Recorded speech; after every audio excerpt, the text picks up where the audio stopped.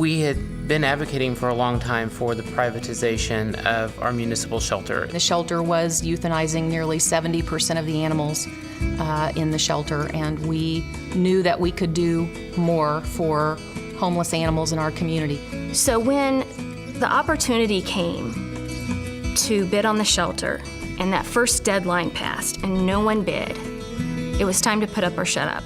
We made the decision to, in 3 weeks, put together an entire soup to nuts bid and business plan on how to run the Kansas City, Missouri Animal Shelter. And 3 weeks later, submitted our bid and ended up winning the bid. The very first day we were open, we held a huge adoption special, $20.12. We did, I believe, 180 adoptions that week. It just kind of went from there. Everything you need to do to save lives, you just start doing it. We never had a prejudice against this one's too hard, this one's too old. If you take the idea of shelter euthanasia off the table, it's amazing what type of ingenuity you will come up with to solve the problems that you have. And day in and day out, our staff continues to come up with ingenious solutions to overcome some of the challenges that we have.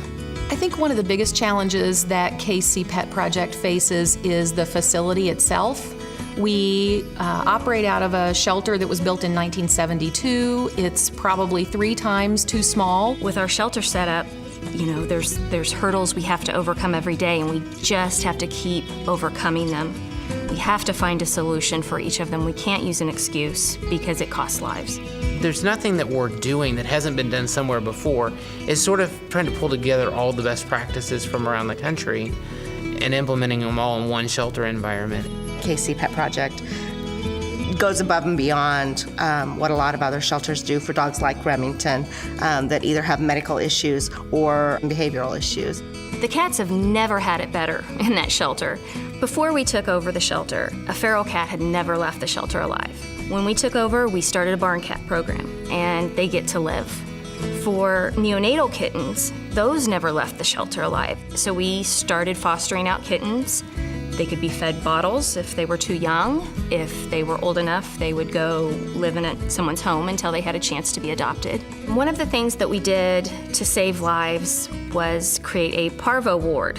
We used an old bathroom, and that is now our parvo ward. We've ran over 100 puppies through there. We have about an 80% save rate, which is extremely high.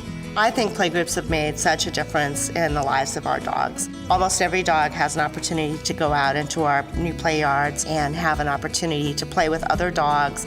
Dogs are social creatures and enjoy the company of other dogs. We are an open admission shelter, and so with that, it becomes a little bit of a numbers game. You know, we take in about 8,000 animals a year, so we know on average we're going to bring in about 23 animals every single day.